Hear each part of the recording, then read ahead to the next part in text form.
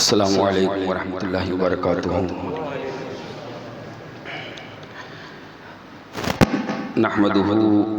नहमदुहु व नुसल्ली व नुसल्लिमु अला रसूलिहिल करीम। अम्मा बाद फ़अऊज़ु बिल्लाहि मिनश शैतानिर रजीम। बिस्मिल्लाहिर रहमानिर रहीम। इन्नमा युरिदुल्लाहु लियुज़हिबा अन्कुम रिजसा अहलल बैत व युतहिरकुम तत्हीरा। वक़ाल अल्लाहु तआला फ़ी मक़ामिल आख़र क़ुल ला अस्अलुकुम अलैहि अजरन इल्लल मवद्दता फ़िल क़ुरबा। सदक़ल्लाहुल अज़ीम व सदक़ रसूलुहुन नबियुल मुख़्तारल करीम व नहनु अला ज़ालिका लमिनश शाहिदीन व शाकिरीन वल हामिदीन वल मुक़र्रीन व ज़ाकिरीन वल्हम्दुलिल्लाहि रब्बिल आलमीन। क़ाल अल्लाहु तआला फ़ी शानि अज़मति हबीबिहिल करीम इन्नल्लाह व मलाइकतहु युस्सल्लूना अलन नबी या अय्युहल्लज़ीना आमनु सल्लु अलैहि व सल्लिमू तस्लीमा। अल्लाहुम्मा सल्लि अला सय्यिदिना मौलाना मुहम्मदिन व अला सय्यिदिना मौलाना मुहम्मदिन व बारिक व सल्लिम सलातन व सलामुन अलैका या रसूलल्लाह सल्लल्लाहु तआला अलैहि वसल्लम।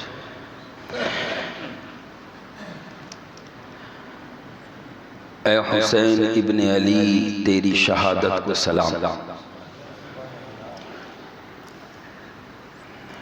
ऐ हुसैन इब्न अली तेरी शहादत को सलाम। दीन इस्लाम अब न किसी दौर में तन्हा होगा।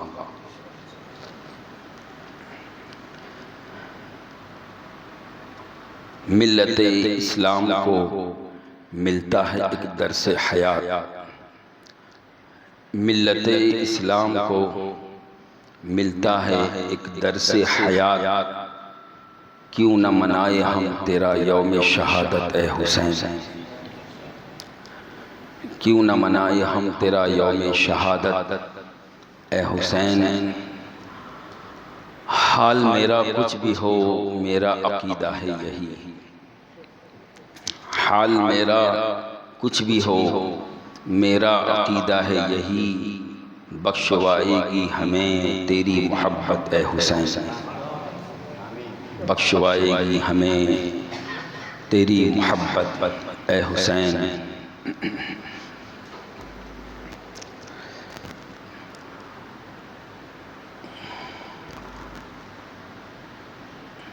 कुरान मुक़द्दस की सूरतुल अहज़ाब 22वें पारे की आयत करीमा का एक हिस्सा तिलावत करने का शरफ हासिल किया और एक दूसरी आयत करीमा का हिस्सा 25वें पारे से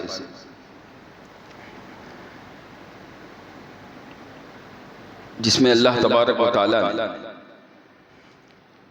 इरशाद फरमाया इन्नमा युरीदुल्लाह। सिर्फ अल्लाह का इरादा यह है। अल्लाह ने इरादा फरमा लिया। क्या इरादा फरमाया? लियुज़हिबा अन्कुम रिजसा अहलल बैत कि अहले बैत यानी नबी के घर वालों। अहले बैत यानी घर वाले।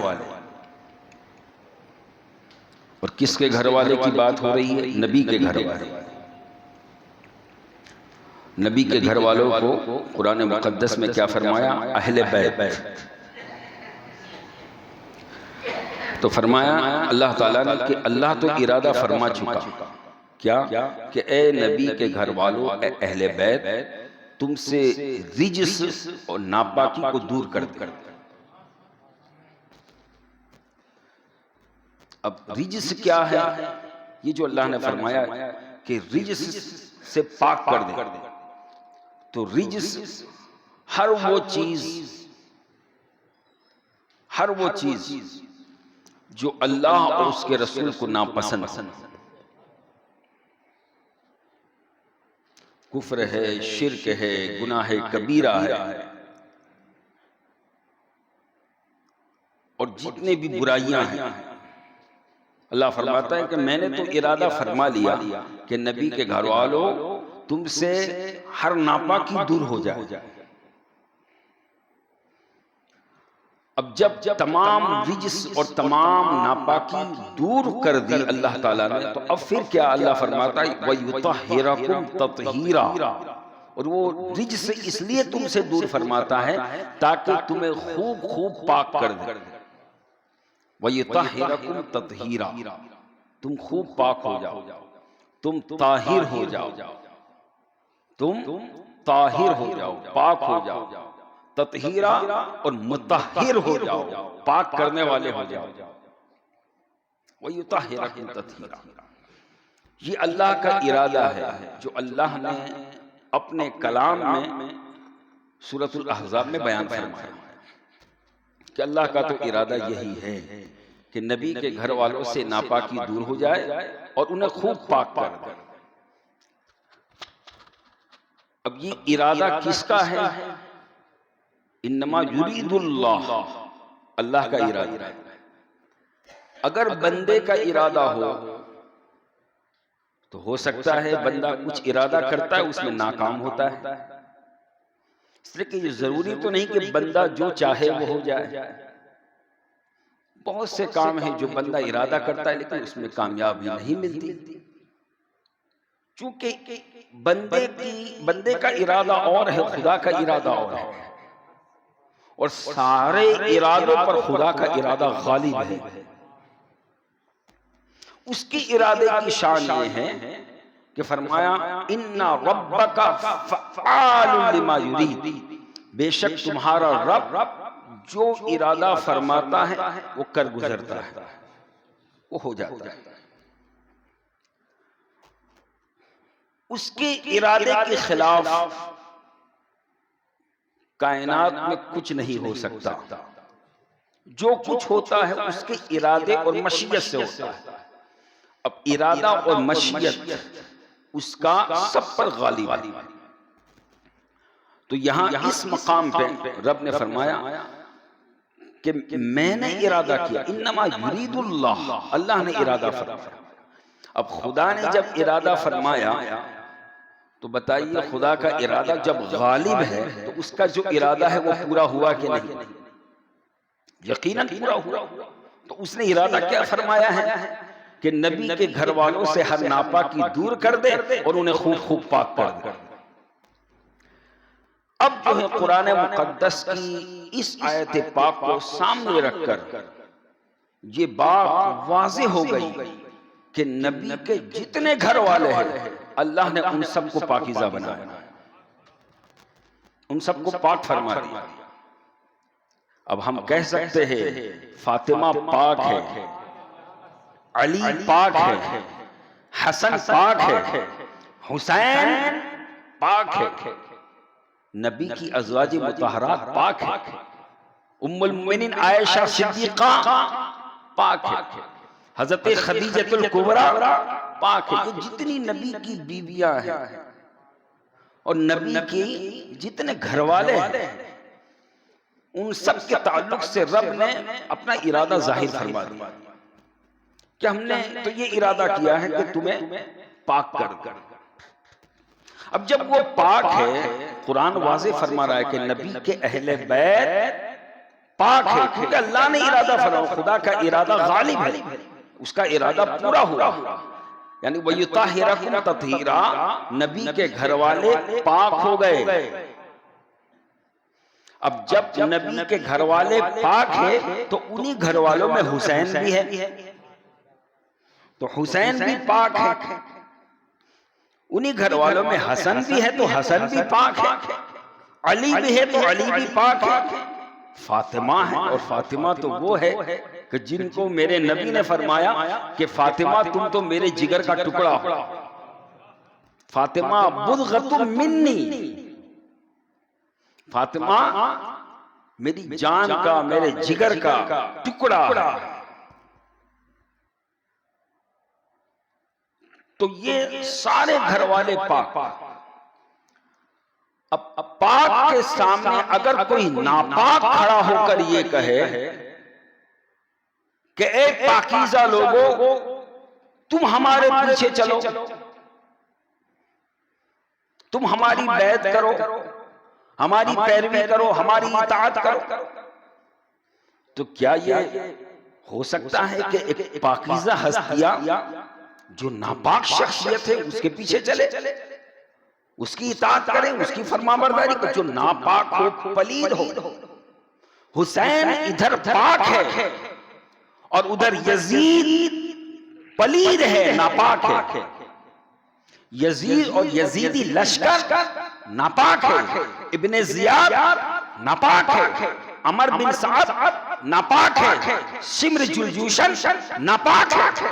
ये सारे जितने लश्कर यजीद में थे 22,000, वो सब के सब नापाक और पलीद।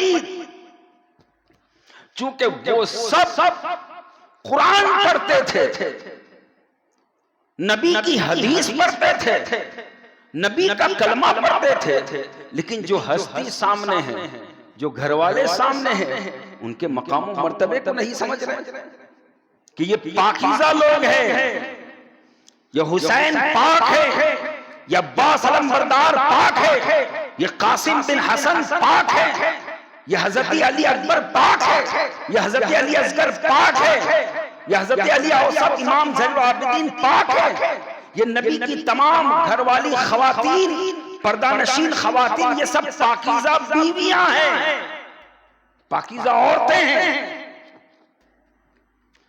लेकिन उन यजीदियों के बसारत और बसीरत पर ऐसा पर्दा पड़ा हुआ था कि उन्हें नूर नजर नहीं आया, पाकीज़ा हस्तियां नजर नहीं आई। अगर वो ये इस बात को यकीन रखते तो पीछे हट जाते। लेकिन याद रखें, उसी लश्कर यजीद में एक ऐसे भी थे कि पहले तो वो नापाकों की तरफ से थे, पलीदों की तरफ से थे, यजीदियों की तरफ से थे। लेकिन जब ऐन जंग का वक्त आया, जब मुकाबले का वक्त आया 10 मुहर्रम और हराम शरीफ के दिन, तो जब देखा कि इधर लश्कर यजीद है, इधर इमाम हुसैन अहले बैत अतहार हैं, अब वो सोच में पड़ गए, कांपने लगे और यजीदियों से कहा, क्या तुम जंग करोगे? नबी के घर वालों से लड़ाई करोगे, जंग करोगे? हाँ हाँ, हम ऐसी जंग करेंगे कि गर्दनों से सर अलग होंगे, हम जंग करेंगे।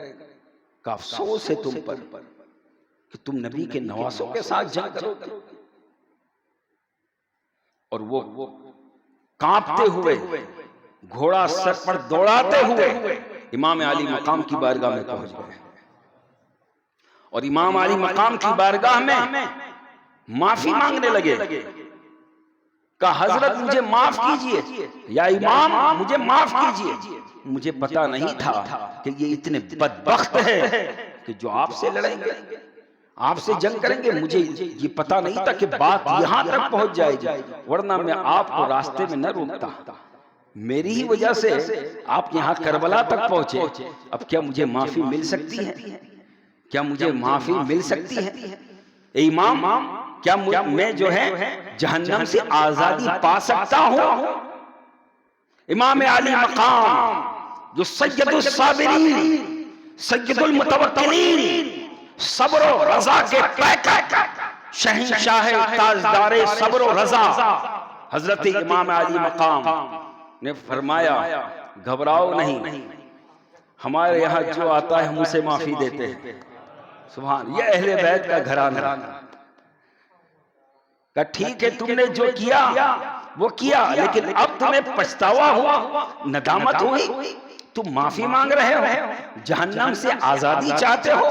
जाओ, मैं हुसैन तुम्हें कहता हूं, तुम्हारा नाम क्या है? का हुर का माना आजाद। कहा, यहां भी तुम आजाद, जहन्नम से भी आजाद। वो हजरत हुर थे, तो ऐसे भी खुश नसीब थे। लेकिन बदनसीब वो थे कि जिन्होंने न पहचाना कि ये पाकीज़ा हस्तियां हैं, कि कुरान इनकी पाकीज़गी बयान करता है, अल्लाह का कलाम इनकी पाकीज़गी बयान करता है। आया ततहीर से जाहिर है शान अहले बैत, जिनकी पाकी का खुद खुदाए पाक करता है बयान। आयत ततहीर से जाहिर है शान अहले बैत। अरे बेइजाजत जिनके घर जिब्रील भी आते नहीं, बेइजाजत जिनके घर जिब्रील भी आते नहीं, कद्र वाले जानते हैं कद्र शान अहले बैत। अहले बैत की शान क्या है, ये जो खुद कद्र वाले हैं वही समझ सकते हैं कि क्या शान है अहले बैत। अहले बैत की शान मेरे आका ने एक मौके पे इरशाद फरमाया, ऐ मेरी उम्मत सुन लो, जो मुझसे मोहब्बत करे और मेरी वजह से मेरी फातिमा, मेरे अली, मेरे हसन और मेरे हुसैन से मोहब्बत करे, कल कयामत के दिन वो मेरे साथ जन्नत में रहेंगे। सुभान अल्लाह, ये शान है अहले बैत। इसलिए इन 5 हस्तियों को पंजतन पाक कहा जाता है, क्योंकि वयुताहिरकुम ततहीरा, इसमें अज़वाजे मुतहरात तो है, उनको अज़वाजे मुतहरात इसीलिए कहा जाता है कि वो पाकीज़ा है। लेकिन हुजूर ने खास तौर से इन 4 हस्तियों को इस आयत में शामिल फरमाया कि जब ये आयत करीमा नाजिल हुई तो हुजूर ने अपनी चादर मुबारक और चादर रहमत उसके अंदर चारों को ले लिया, हजरत फातिमा, हजरत अली, हजरत इमाम हसन, इमाम हुसैन, और चारों को लेकर चादर में ऐसे जो है लेकर और खुदा की बारगाह में अर्ज किया, अल्लाहुम्मा हाउलाई अहले बैती, अल्लाह ये मेरी अहले बैत है, ये मेरी अहले बैत है। और अर्ज किया, या अल्लाह मैं इनसे मोहब्बत करता हूं, तू भी इनसे मोहब्बत कर। सुभान अल्लाह।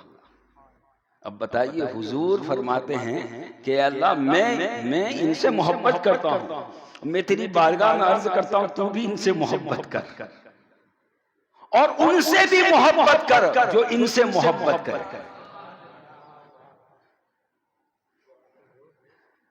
तो जो अहले बैत के मुहिब्बीन है, अहले बैत से मोहब्बत करने वाले, कुरान और बेशुमार अहादीस इस बात पर शाहिद है कि जो नबी के और नबी के घर वालों के सच्ची मोहब्बत करने वाले वफादार हैं, ये वफादारी उन्हें आखिरत में ऐसी काम देगी कि अगर कुछ गुनाह है तो उनके सबब से अल्लाह उनके गुनाहों को माफ कर देगा,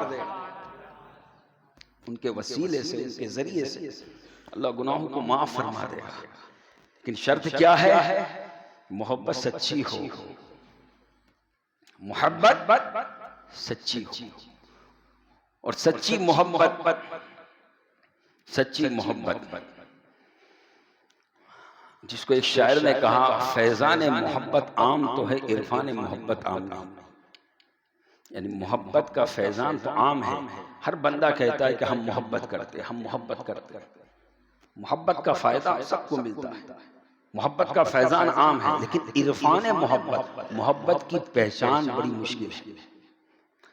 मोहब्बत की मारिफत ये हर एक को नसीब नहीं होती, वरना मोहब्बत हर बंदा कहता है। आप देखिए, वो लोग भी दावा करते हैं कि हम अहले बैत से मोहब्बत करते हैं, कि जो अपने सीने को कूटते हैं, उनका भी यही दावा है कि हम ये जो कुछ करते हैं, खून बहाते हैं, मातम करते हैं, नौहाजनी करते हैं, ये जो अपने जिस्म से खून बहाते हैं, क्यों?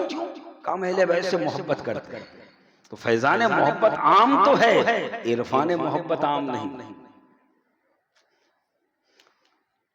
तो मोहब्बत इसका दावा हर एक करता है और करना भी चाहिए, लेकिन मोहब्बत का फायदा उसे ही मिलता है कि जो मोहब्बत ऐसी करे कि जिस मोहब्बत के अंदर वफादारी हो,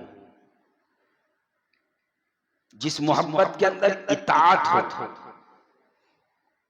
जिस मोहब्बत के अंदर, यानी हमें किससे मोहब्बत है? अहले बैत से।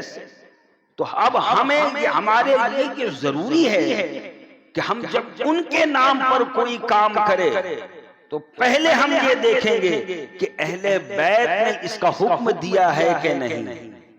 ये है सच्ची मोहब्बत। या अहले बैत के जो जानशीन हुए, उनके जो वारिसीन हुए, उनमें से आया किसी ने ये हुक्म दिया है या किसी ने ये किया है? अगर अहले बैत ने न ये किया न ये कहा और फिर भी अगर हम वो करें तो फिर हम मोहब्बत में पक्के ना हो। मोहब्बत में पक्के और सच्चे वही है कि जो वही करे जो अहले बैत ने कहा और किया।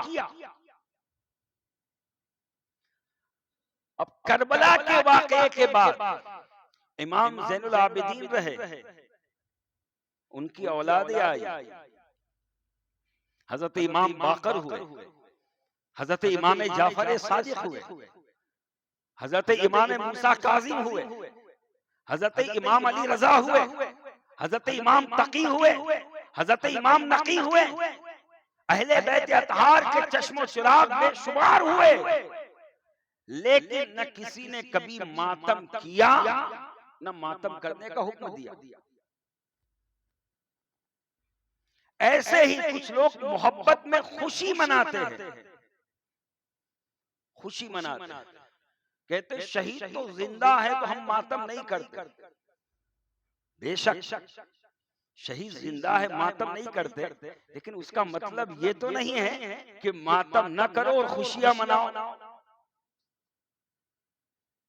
कुछ लोग इससे ये मसला निकालते हैं कि शिया मातम करते हैं और हम चूंकि शिया नहीं है, राफिजी नहीं है, तो हम मातम नहीं करते, हम खुशी करते हैं। लेकिन ये भूल जाते हैं ये ऐसा नाजुक मरहला है, करबला का वाकया और उसकी याद ये ऐसा नाजुक है उम्मत के लिए कि न ऐसी खुशी मनाओ कि देखने वाले तुम्हें यजीदी समझे, न ऐसा गम मनाओ कि देखने वाले तुम्हें राफिजी और शिया समझे, न ऐसा मातम करो। बड़ा नाजुक मरहला है, बड़ा नाजुक मोड़ है, इसलिए कि ये अहले बैत का मामला है, ये नबी के घर वालों का मामला है। और हुजूर ने हजरत अली को मुखातब करके फरमाया था, ऐ अली तेरी मिसाल मेरी उम्मत में ईसा अलैहिस्सलाम की तरह है, ईसा की तरह है। वो ऐसे कि कुछ लोग उनकी मोहब्बत में गिरफ्तार होकर गुमराह हो गए और कुछ लोग उनकी अदावत और दुश्मनी में गुमराह हो गए। जो मोहब्बत में गुमराह हुए वो ईसाई और क्रिश्चियन हुए, जिन्होंने खुदा कह दिया, खुदा का बेटा कह दिया। और जो अदावत में गुमराह हुए वो यहूदी हुए, जिन्होंने ईसा अलैहिस्सलाम को सूली पे चढ़ाने की कोशिश की, दुश्मनी में इस हद तक गुजर गए। तो अली की मिसाल हुजूर ने फरमाया ऐसी है मेरी उम्मत में जैसे ईसा कुछ मोहब्बत में बर्बाद हो गए, कुछ अदावत में बर्बाद हो गए। मैं समझता हूं ये कौल तो हजरत अली के ताल्लुक से है, लेकिन ये कौल चूंकि इसका फैज इमाम हसन को भी मिला, इमाम हुसैन को भी मिला, लिहाजा अब जो है हसन और हुसैन की मिसाल भी उम्मत में ऐसी हो गई कि कुछ लोग उनकी मोहब्बत में गुमराह हो जाएंगे और कुछ उनकी अदावत में गुमराह हो जाएंगे। जो मोहब्बत में गुमराह हुए वो ऐसे ऐसे मोहब्बत में काम करने लगे जिसका हुक्म न नबी ने दिया, न कुरान ने दिया, न अहले बैत ने दिया। और कुछ अदावत में ऐसे गुमराह हुए, दुश्मनी में ऐसे गुमराह हुए, अहले बैत की दुश्मनी में, हुसैन की दुश्मनी में ऐसे गुमराह हुए कि आज भी ऐसे लोग दुनिया में हैं जो अपने आप को मुसलमान कहते हैं और कहते हैं यजीद जो है वो सही था।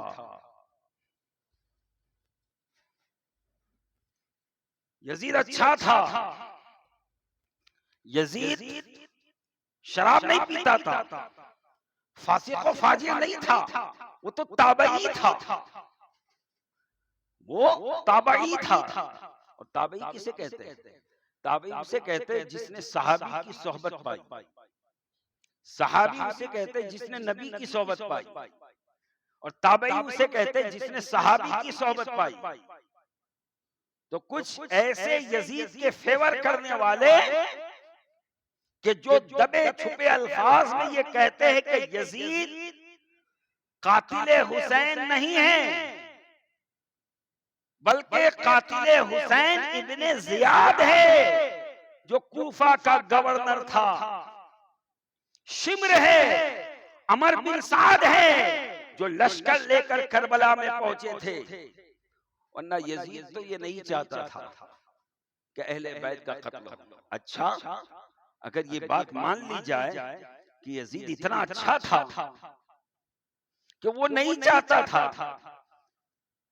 कि अहले बैत पर जुल्म सितम हो, तो फिर तारीख गवाह है कि ये लश्कर यजीद अहले बैत अतहार के कत्ल से फारिग होकर जब चले हैं, तो जश्न की शक्ल में सरों को नेज़ों पे बुलंद करके अहले बैत अतहार को कैदी बनाकर, बच्चों को कैदी बनाकर, इमाम ज़ैनुल आबिदीन को कैदी बनाकर, गले में तोप और पैरों में बेड़ियां डालकर कूफे से दमिश्क तक ले जाया गया। और दमिश्क में यजीद था। तो ये किसके हुक्म से हुआ? यजीद नाखुश था, यजीद नहीं चाहता था। अच्छा, अगर यजीद नहीं चाहता था तो बाद में फिर बताओ कि यजीद ने इब्ने जियाद को सजा क्यों नहीं दी? शिम्र को सजा क्यों नहीं दी? वो हाकिम इस्लाम था। अगर वो ये नहीं चाहता था तो फिर चाहिए तो ये था, अदल ये था, इंसाफ ये था कि जितने उस कत्ल में शरीक थे एक एक को चुन चुन कर वो किसास लेता, जो कुरान का फरमान है, या अय्युहल्लज़ीना आमनू कुतिबा अलैकुमुल क़िसासु फिल क़त्ल। अगर वो सही होता तो फिर कातिलीने हुसैन से वो बदला लेता, किसास लेता, लेकिन उसने कोई बदला नहीं लिया, बल्कि तारीख बताती है कि उसने और इनाम इकराम से नवाजा, कि जो उसमें शामिल हुए उनको इनाम इकराम दिया। मालूम क्या हुआ? मालूम ये हुआ कि यजीद ने जो आंसू बहाए थे वो एक सियासत के लिए, राजकारण के लिए, दिखलावे के लिए, वरना हकीकत ये थी कि उसका सारा अमल और किरदार बता रहा है कि वो इससे खुश था। और उसने अशार भी कहे ऐसे। और जब इमाम आली मकाम का सरे मुबारक जब उसके दरबार में तश्त में रख कर लाया गया, तो उस नापाक ने उसके पास जो छड़ी थी, उस छड़ी से हजरत इमाम हुसैन के होठ मुबारक को ऐसे लगाया और ऐसे उसने तौहीन की। एक सहाबी रसूल वहां खड़े थे, कहा खबरदार ए यजीद, होश कर, तू किस लब पे छड़ी मार रहा है? जानता है ये किसका सर है? ये हुसैन का सर है। ये वही लब है जिस लब को मेरे मुस्तफा ने बोसा दिया है। आज तू उसकी बेहुरमती कर रहा है। मालूम ये हुआ कि जो लोग यजीद की हिमायत कर रहे हैं वो तारीख के ऊपर गर्द और गुबार डालने की कोशिश कर रहे हैं। और वो अच्छा ठीक है, तुम अगर यजीद की हिमायत करते हो तो करो करो, लेकिन ये ऐलान कर दो, किताबों में लिख दो और ऐलान कर दो कि कल क़यामत के दिन जहां यजीद होगा हम उसके साथ होंगे। और हम ऐलान करते हैं, हम लिखते हैं, क़यामत के दिन जहां हुसैन होगा हम उनके साथ होंगे। बस बात खत्म।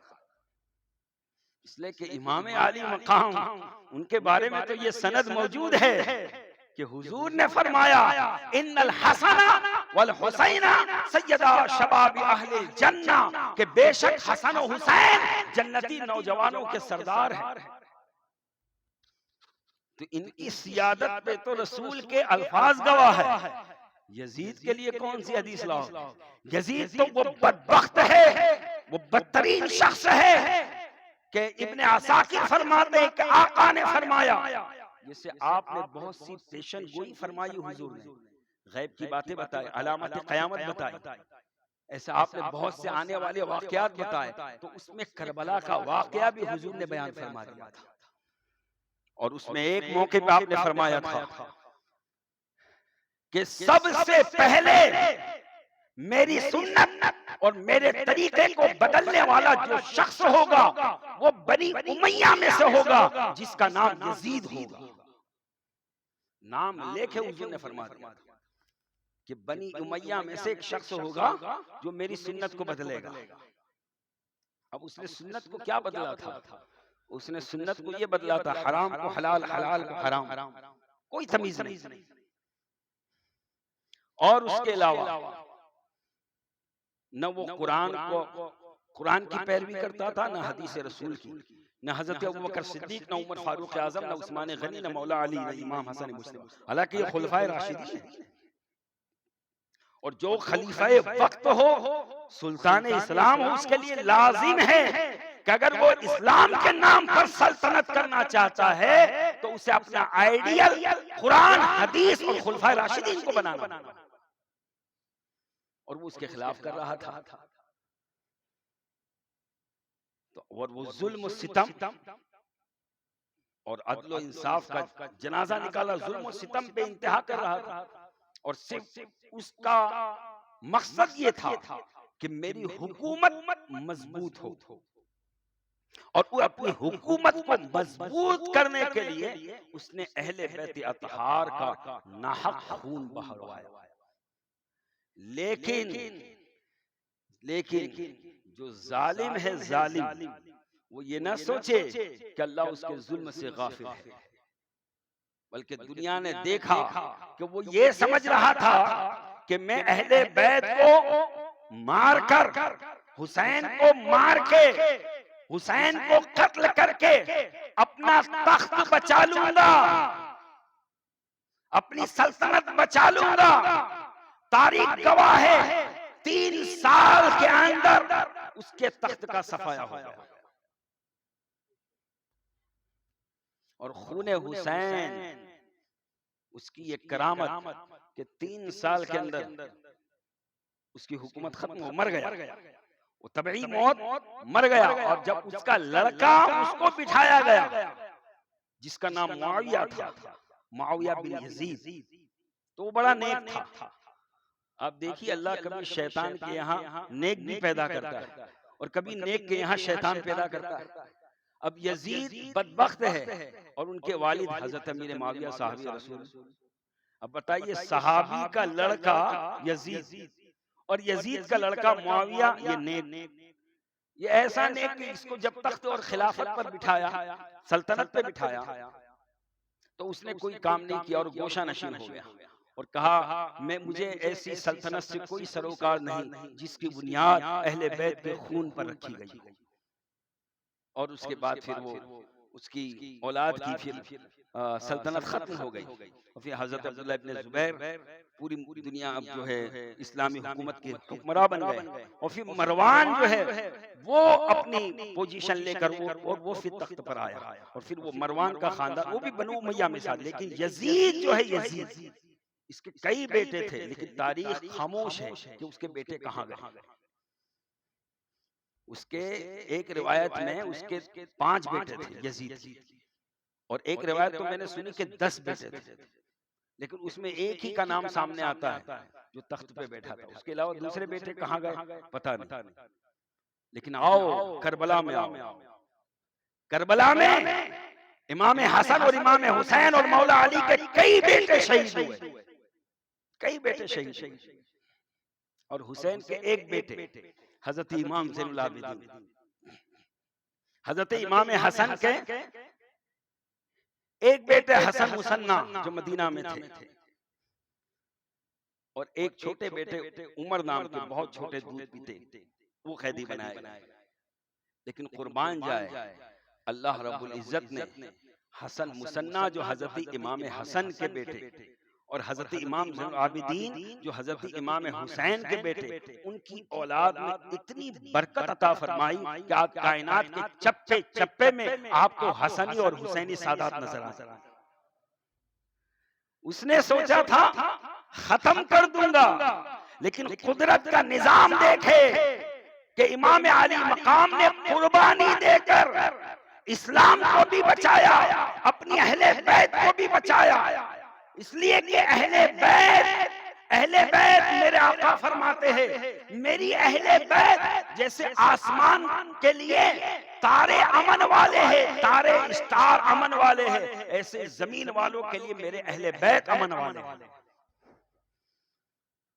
तो हजरत इमाम अली मकाम रज़ियल्लाहु तआला अन्हु ने अपना सब कुछ कुर्बान करके ये बता दिया कि कत्ले हुसैन असल में मर्गे यजीद है, इस्लाम जिंदा होता है हर करबला के बाद, इस्लाम जिंदा होता है हर करबला। इमाम अली मकाम ने इस्लाम को बचाया, दीन को बचाया, कुरान का तहफ़्फ़ुज़ किया, अपने नाना जान की हदीस की हिफाजत की, अपने नाना जान की शरीयत की हिफाजत की।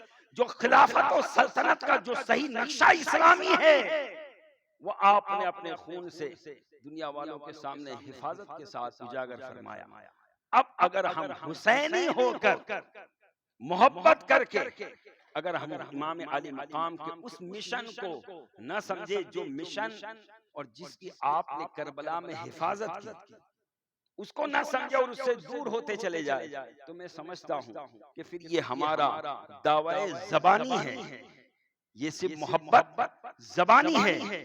हकीकी मोहब्बत हुसैन से अगर देखनी हो, इमाम ज़ैनुल आबिदीन को देखो, इमाम बाकर को देखो, इमाम जाफर सादिक को देखो, अइम्मा अतहार को देखो, गौसे आजम को देखो, गरीब नवाज को देखो, हजरत निजामुद्दीन औलिया को देखो, हजरत बाबा फरीदुद्दीन गंजे शक्कर को देखो। ये औलिया अल्लाह है जो सच्चे हुसैनी, जो पक्के हुसैनी, जो सच्चे और पक्के हुसैनी हैं। और इन्होंने जिंदगी में क्या किया, हुसैन का वो मिशन करबला में जिसकी आपने हिफाजत फरमाई, उस मिशन को गरीब नवाज ने हिंदुस्तान में फैलाया, ऐसा फैलाया कि तने तन्हा आप एक जात ने 90 लाख गैर मुस्लिमों को इस्लाम में दाखिल किया। किससे? क्या तलवार से, हुकूमत से, जोर से, कुव्वत से, उछल कूद करके नहीं। ऐ उछल कूद करने वालों, ये न समझो कि तुम्हारा दबदबा गैरों पर कायम होगा। कसम खुदा की, अगर उछल कूद करने से और ऐसी फहाशी और अय्यारी करने से, अगर ये सारे काम करने से गैरों पे दबदबा कायम हो जाए, तो फिर गरीब नवाज को इतनी कुर्बानी देने की क्या जरूरत है। वलियों को देखो, जो सच्चे हुसैनी है उन्हें देखो।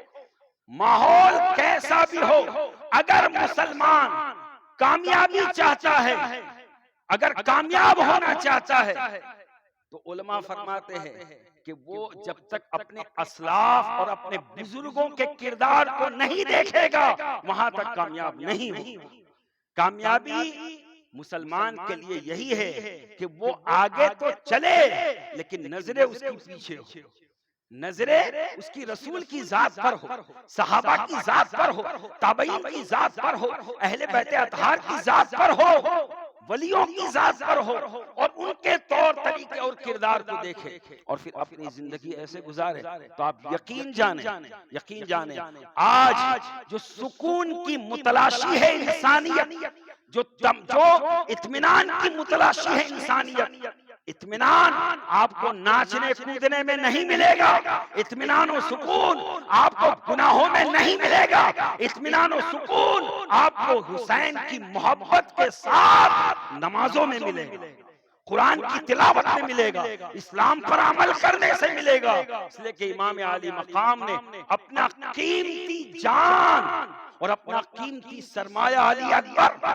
अपना कीमती सरमाया कासिम बिन हसन, अपना कीमती सरमाया अली असगर अपना कीमती भाई हजरत अब्बास अलमबरदार को कुर्बान किया, यहाँ तक कि खुद अपने आप को भी कुर्बान कर दिया और बता दिया कि कायनात के अंदर सबसे अहम और सबसे कीमती शय कुछ नहीं है, सिर्फ मेरे नाना का दीन है, सिर्फ हुजूर का दीन है, इस्लाम है।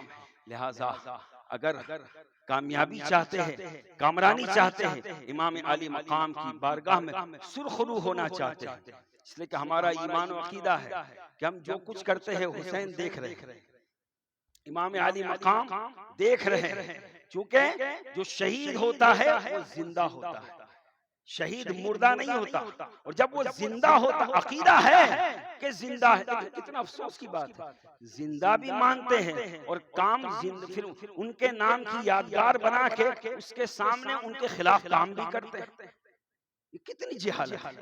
कहते हैं हुसैन जिंदा है, बेशक जिंदा है, उनकी यादगार बना रहे हैं और यादगार के सामने गुनाहों के काम।